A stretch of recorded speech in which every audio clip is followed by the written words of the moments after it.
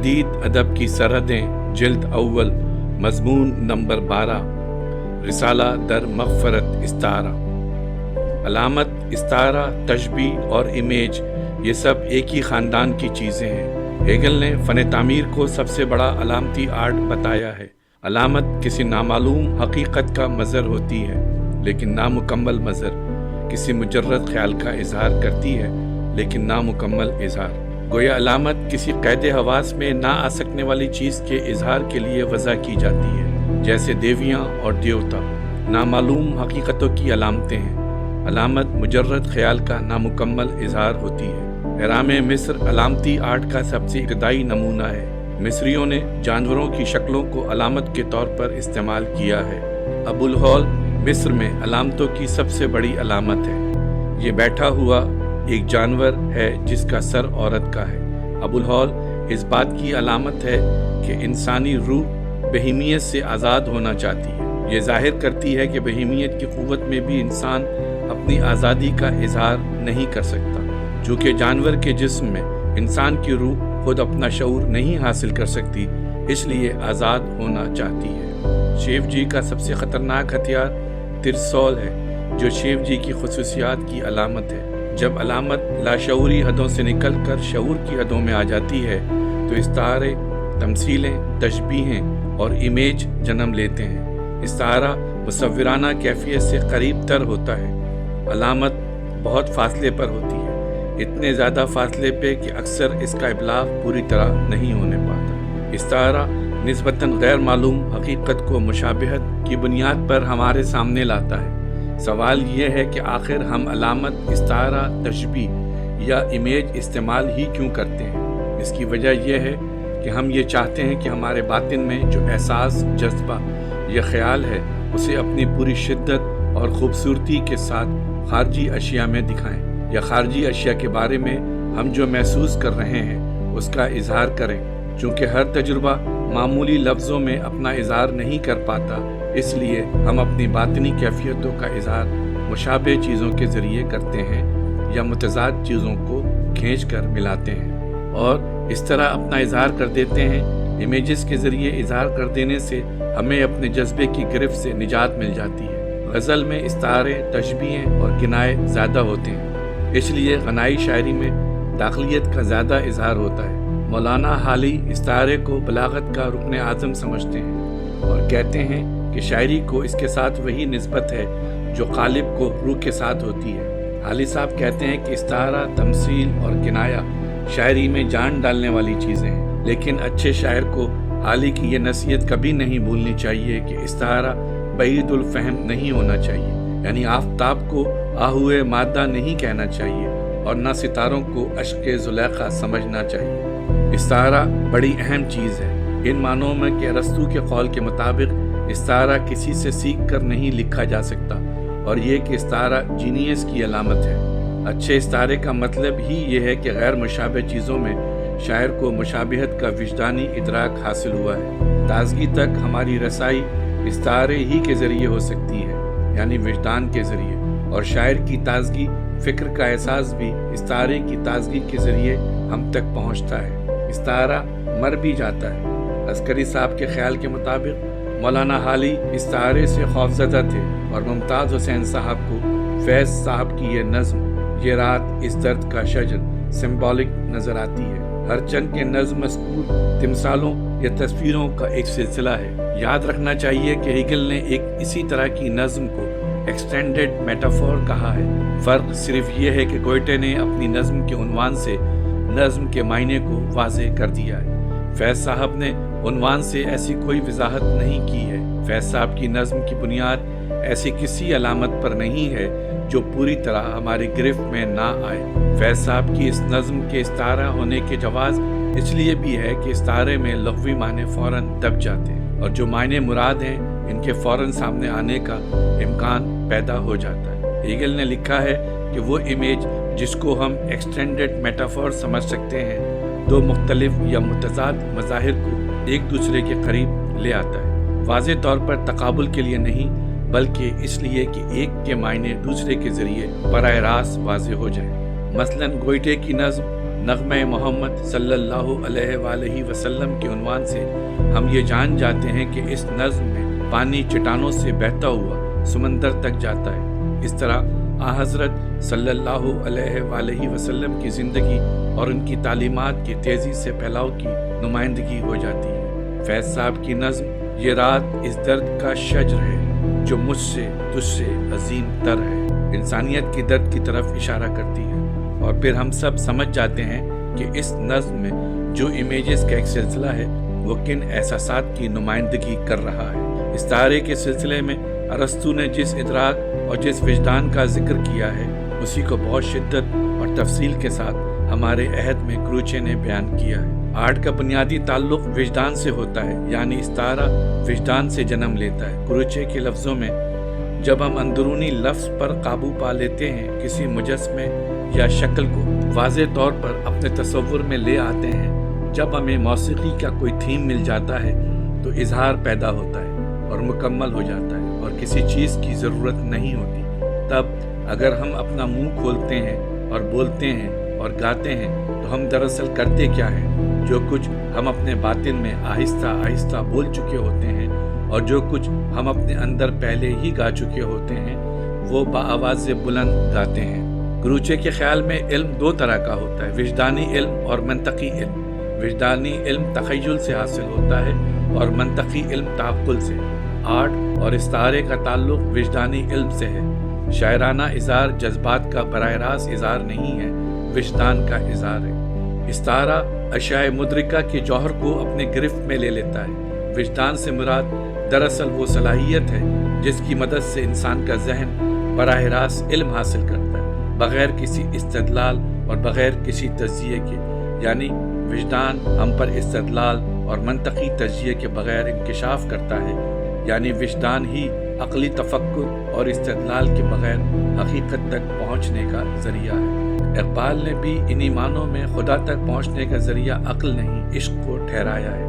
برگسا نے بھی وجدان کو تعقل سے الگ ایک صلاحیت قرار دیا ہے۔ برگسا کی رائے میں انسان کا شعور دو چیزوں میں بٹ گیا ہے، وجدان اور ذہانت میں۔ اس کے خیال میں انسان کی ضرورت یہ ہے کہ انسان مادے سے بھی نپٹے اور زندگی کے دھارے کے پیچھے بھی چلے۔ شعور کا یہ دورہ پن خود حقیقت کے دورہ ہونے کا ثبوت ہے، یعنی حقیقت کی بھی دو حیتیں ہیں، وجدان اور تعقل۔ برگسا کا خیال ہے کہ شاعر کا وجدان مابعد الطبیعتی تجزیے سے زیادہ اظہار صداقت کرتا ہے۔ استعارہ دراصل اظہار ہے۔ انگریزی زبان کے شاعر پوپ نے کہا تھا کہ سچا اظہار سورج کی طرح ہر اس چیز کو جس پر وہ چمکتا ہے واضح کر دیتا ہے۔ جب زبان میں ہمارے باطنی ویژن سے مطابقت پیدا ہو جاتی ہے تو ہم اسے استعارہ یا اظہار کہہ دیتے ہیں۔ لغت کے ماہرین بھی کہتے ہیں کہ اظہار کا مطلب ہے کسی اندرونی حقیقت کو خارجی شکل دینا یا کسی ایک چیز کا دوسری چیز سے اظہار۔ جب یہ اظہار نامکمل ہوتا ہے تو ہم اسے علامت، اور جب مکمل ہوتا ہے تو استعارہ کہتے ہیں۔ ہیگل نے کہا تھا کہ آرٹ خیال کا حصی اظہار ہے۔ کروچے نے کہا خیال کا نہیں، آرٹ وجدان کا حصی اظہار ہے۔ علامت، استعارہ اور تمثیل، ان سب کے لیے کروچے نے اظہار کا لفظ استعمال کیا ہے۔ یہ وجدان کسی چیز کی مکمل تصویر ہو سکتا ہے، کسی کردار کی، کسی جگہ کی، کسی واقعے کی۔ اظہار کا یہ عمل اپریوری سینتھیسس کی حیثیت رکھتا ہے، یعنی اس وقت تک موجود ہی نہیں ہوتا جب تک کہ اس کا اظہار نہ ہو جائے۔ استعارے تکرار سے مر جاتے ہیں، محاورے بن جاتے ہیں، اور ہر زبان میں ان مردہ استعاروں کی بہتات ہوتی ہے۔ مثلاً حالی کے قول کے مطابق جی اچٹنا ایک مردہ استعارہ ہے۔ سوال یہ ہے کہ آخر استعارے تکرار سے مر کیوں جاتے ہیں؟ اس کی بنیادی وجہ یہ ہے کہ شاعری اور فکر دونوں تازگی چاہتے ہیں اور تکرار سے یہ تازگی باقی نہیں رہتی۔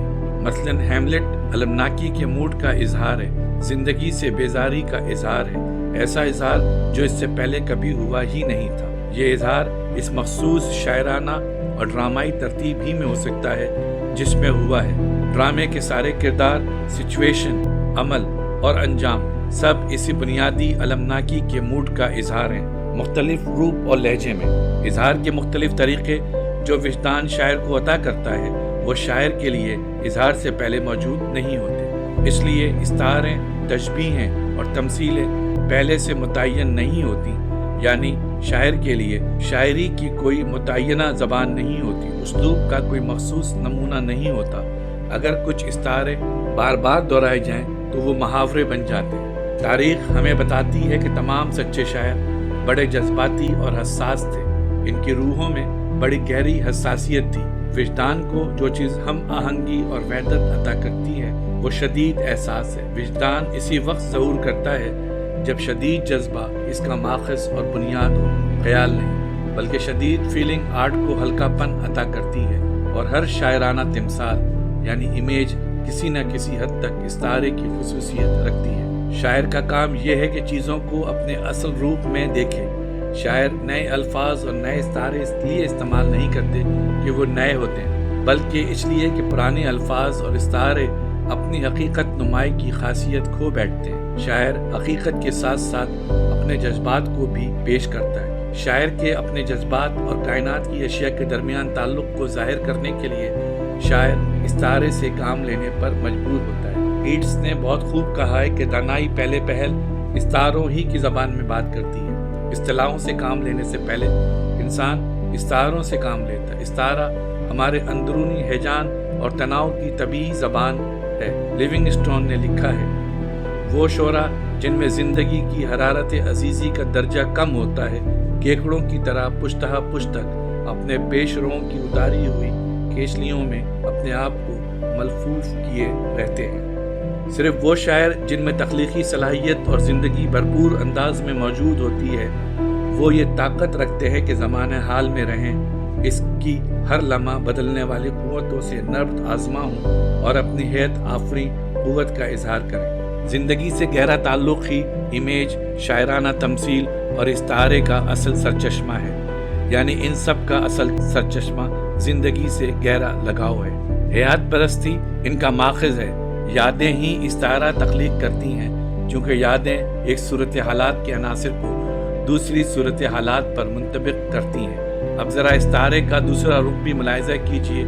بعض قواعد دانوں کو استعارے کے عناصر میں منطقی عدم مطابقت، لاجیکل انکانگریٹی نظر آتی ہے، اس لیے ان کا خیال ہے کہ استعارہ نہ صرف معنی کو منتقل کرتا ہے اور معنی کو بدل دیتا ہے، بلکہ ان معنی کو گمراہ بھی کر سکتا ہے، بگاڑ بھی سکتا ہے۔ اس شک کا اظہار استعارے کی تعریف میں بھی موجود ہے۔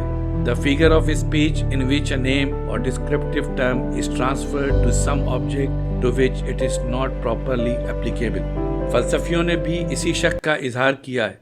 لاک سے لے کر وینگسٹائن تک یہ خیال ملتا ہے کہ استعارہ اصطلاحوں کا غیر موضوع تعلق ہے، اس کی حیثیت آرائشی ہے، اور یہ کہ یہ لغوی معنی کا ان ایگزیکٹ الٹرنیٹو ہے۔ وینگسٹائن نے واضح طور پر کہا ہے کہ استعارے کا استعمال لاپرواہی، جلد بازی یا ذہنی ناشائستگی کا اظہار ہے۔ حال ہی کے بیان سے ایسا لگتا ہے کہ استعارہ شاعری کے تخلیقی عمل سے بنیادی تعلق رکھتا ہے، بلکہ اس کی قدر و قیمت کا تعین اسی بات سے ہوتا ہے کہ اس سے مضمون زیادہ لطیف اور بامزہ ہو جاتا ہے۔ شمس الرحمن فاروقی نے شعر شور انگیز کی جلد اول میں لکھا ہے، والٹرانگ کا خیال ہے کہ 17ویں اور 18ویں صدی میں انگریزی شاعری کو ریمس کے اس نظریے سے بہت نقصان پہنچا کہ استعارہ محض تزئین چیز ہے، شاعری کا جوہر نہیں ہے۔ یہ صحیح ہے کہ استعارے کے بارے میں بعض باریک بینیاں جدید مغربی مفکروں کے ہاتھ آئی ہیں، ہمارے قدیم نقادوں کی دسترس میں نہیں تھیں، لیکن ہمارے ہاں یہ خیال شروع ہی سے عام رہا ہے کہ استعارہ شاعری کا جوہر ہے۔ اسی لیے استعارے کو صنعتوں کی فہرست میں نہیں رکھا گیا، بلکہ اس کا مطالعہ علم بیان کے ضمن میں کیا گیا ہے۔ استعارہ وہ طریقہ ہے جس کے ذریعے ہم ایک ہی معنی کو کئی طریقوں سے بیان کر سکتے ہیں۔ میر کا زمانہ آتے آتے استعارے کی حیثیت مضمون کے تصور میں اس طرح ضم ہو گئی تھی کہ اس کا الگ سے ذکر بہت کم ہوتا تھا، لیکن ظاہر ہے استعارہ ہر ایک کے بس کا روگ نہیں ہے۔ ارسطو نے یوں ہی نہیں کہا تھا کہ استعارے پر قدرت ہونا سب صلاحیتوں سے بڑھ کر ہے۔ یہ نابغے کی علامت ہے، کیونکہ استعاروں کو خوبی سے استعمال کرنے کی لیاقت مشابہتوں کو محسوس کر لینے کی قوت پر دلالت کرتی ہے۔ اب ذرا ملاحظہ کیجئے، حال ہی کے مطابق استعارہ کس طرح شاعری میں ظہور کرتا ہے اور کس طرح رخصت ہو جاتا ہے۔ جنہوں نے اول غزل لکھی ہوگی انہوں نے عشق و محبت کے اسباب اور دوائی محض نیچرل اور سیدھے سادے طور پر معشوق کی صورت، حسن و جمال اور نگاہ و انداز وغیرہ کو قرار دیا ہوگا۔ اس کے بعد لوگوں نے انہی باتوں کو مجاز اور استعارے کے پیرائیے میں بیان کیا۔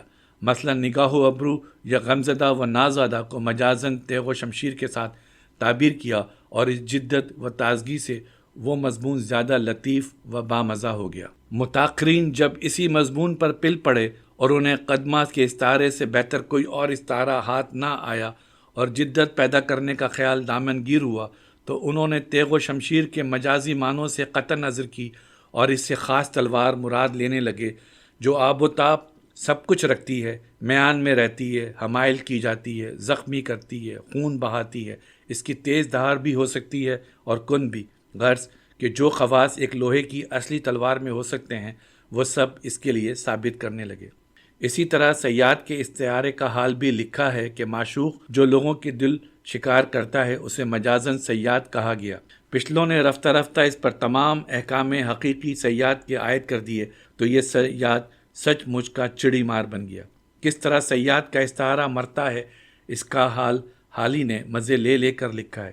صیاد کے استعارے کے جنازے کا حال حالی کی زبان سے سن لیجئے۔ وہ کہیں جال لگا کر چڑیاں پکڑتا ہے، کہیں ان کو تیر مار کر گراتا ہے، کہیں ان کو زندہ پنجرے میں بند کرتا ہے، کہیں ان کے پر نوچتا ہے، کہیں ان کو ذبح کر کے تڑپاتا ہے۔ جب کبھی وہ تیر کمان لگا کر جنگل کی طرف جا نکلتا ہے، تمام جنگل کے پنچھی اور پکھیروں اس سے پناہ مانگتے ہیں۔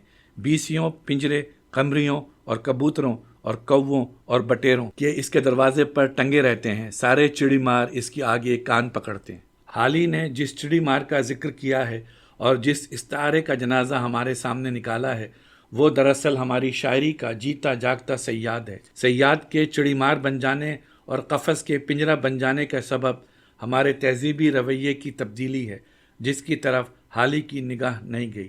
شعری حیثیت پر ہربرٹ ریڈ نے صحیح لکھا ہے کہ اپنے عہد کے علوم کا بہت گہرا اثر پڑتا ہے۔ ہر عہد کی شاعری پر اس عہد کی تہذیب بھی اثر انداز ہوتی ہے۔ شاعرانہ توانائی کی کمی سے استعارے کی جگہ تشبیہ لے لیتی ہے اور پھر اس تشبیہ کی جگہ سیدھا سادہ بیان آ جاتا ہے۔ جیسے حسرت موہانی فرماتے ہیں، جب سے دیکھی ابو کلام کی نثر، نظم حسرت میں وہ مزہ نہ رہا۔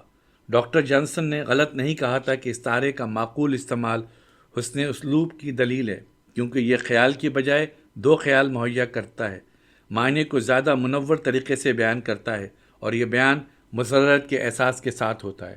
مولانا حالی نے صیاد کے استعارے کے علاوہ ساقی اور شراب کے استعارے کا بھی ذکر کیا ہے۔ لطف کی بات یہ ہے کہ لاغری کے سلسلے میں استعارے کی موت کا ایک سبب حالی نے تکرار کے علاوہ مبالغے کو بھی ٹھہرایا ہے۔ استعارہ ایک طرح کا آبجیکٹو کورلیٹو ہے جو مبالغے سے مر جاتا ہے۔ مثلا حالی کہتے ہیں، معشوق کے دہانے کو تنگ کرتے کرتے صفحہ روزگار سے یک قلم مٹا دیا، کمر کو پتلی کرتے کرتے بالکل معدوم کر دیا، زلف کو دراز کرتے کرتے عمر خضر سے بھی بڑھا دیا، رشک کو بڑھاتے بڑھاتے خدا سے بھی بدگمان ہو گئے۔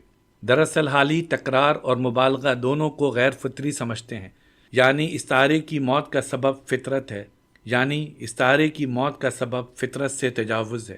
فطرت سادگی سکھاتی ہے، تو گویا جدت و تازگی و لطف اور مزے کی خاطر استعارہ لکھا گیا ہے۔ حالی کی شاعری کے سلسلے میں تصور فطرت محل نظر ہے۔ کروچے نے صحیح کہا تھا کہ استعارہ شاعرانہ وجدان کا حصہ ہے۔ معاف کیجیے گا، اظہار شاعرانہ وجدان کا نام ہے، اور استعارہ سب سے مکمل شعری اظہار ہے۔ یہ غیر فطری کیسے ہو سکتا ہے؟ استعارے کی خوبصورتی ہم پر اپنے شعری وجدان ہی سے کھلتی ہے۔ دریدہ یہ سوال اٹھاتا ہے کہ فلسفے کے متن میں بھی استعارہ موجود ہوتا ہے، اور اگر ایسا ہوتا ہے تو کس شکل میں اور کس حد تک؟ اور فلسفے میں استعارے کی حیثیت بنیادی ہے، ایسنشل ہے یا اتفاقی؟ دریدہ کے خیال میں فلسفیانہ تبادلہ خیال میں استعاراتی قوت کا استعمال ہوتا ہے۔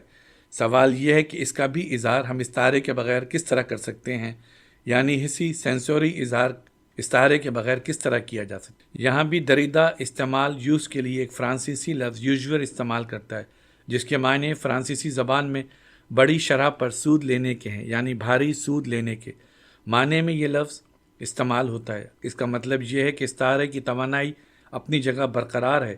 دریدہ کہتا ہے کہ اس ایک لفظ میں فلسفیانہ استعارے کی پوری تاریخ اور اس کا اسٹرکچر موجود ہے۔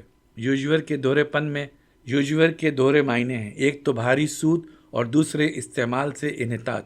دریدہ اکثر ایسے الفاظ استعمال کرتا ہے جن کے دوہرے معنی ہوں۔ وہ کہتا ہے کہ یہ ہمارے انٹرسٹ میں ہے، یعنی فائدے میں ہے کہ ہم استعارے سے گہرا تعلق رکھیں، کیونکہ استعارہ جو کچھ ہمیں دیتا ہے ہمیں اس سے زیادہ پر امید کر دیتا ہے، یعنی یہ ہمارے فائدے میں نہیں ہے، اس سے ہمیں فائدہ نہیں پہنچتا۔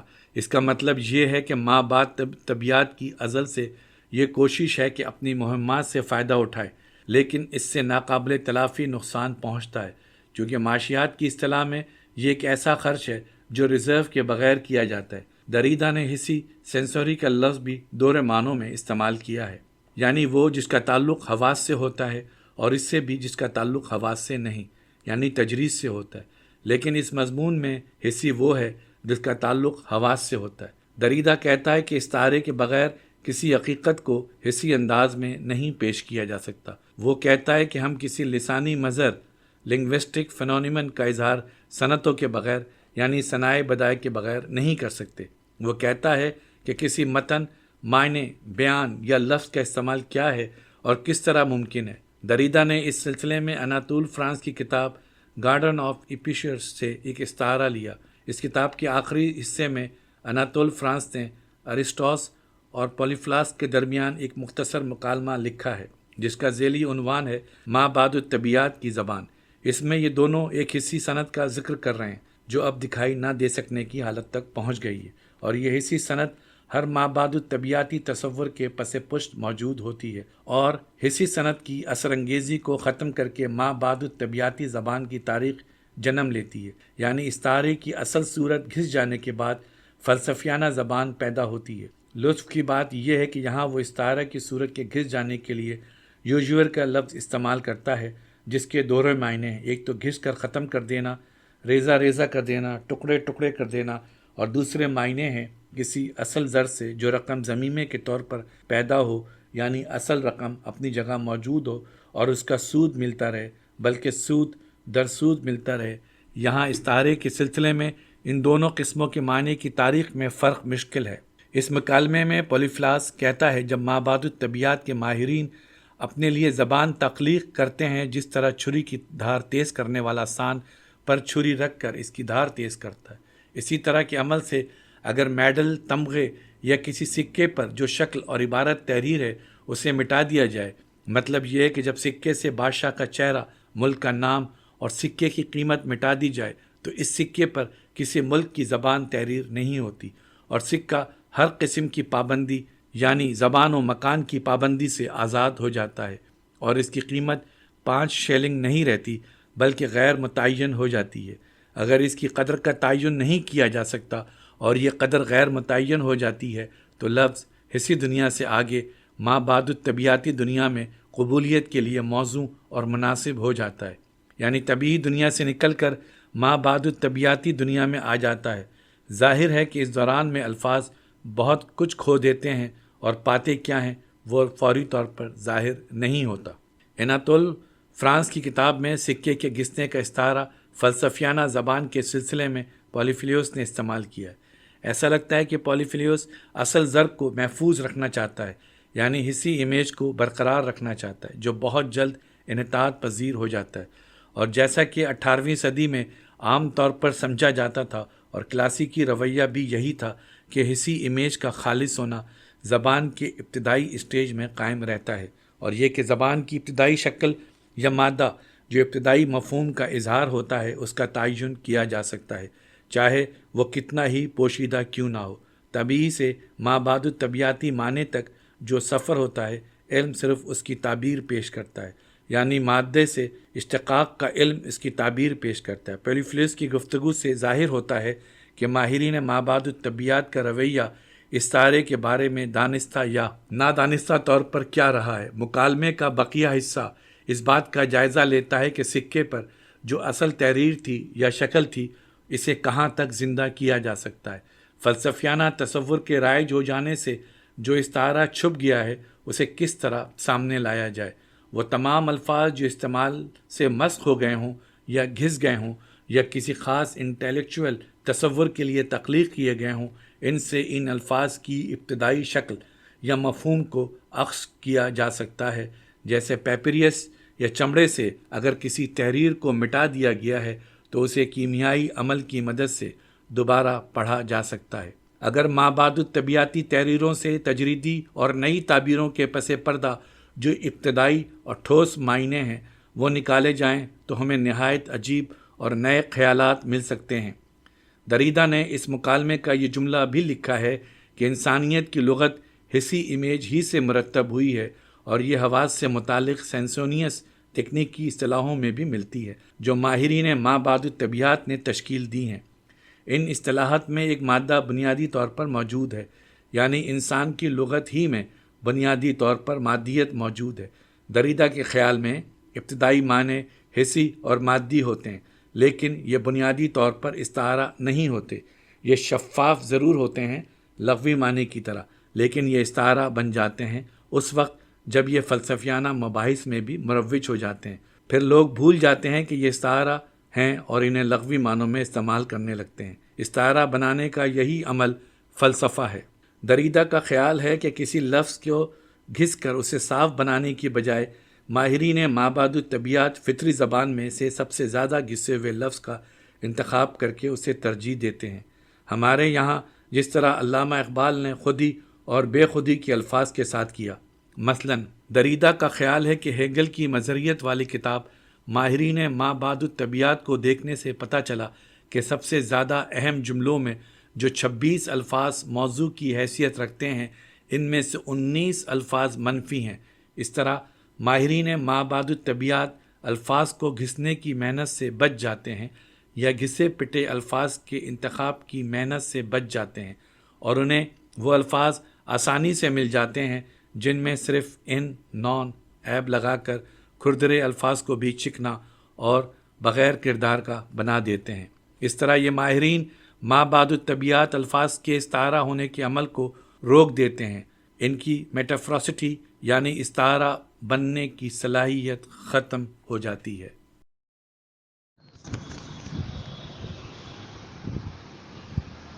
ہمارے چینل کو سبسکرائب نہیں کیا تو سبسکرائب کریں اور بیل آئیکن کو لازمی دبائیں تاکہ ہماری نئی ویڈیو آپ تک پہنچ سکے۔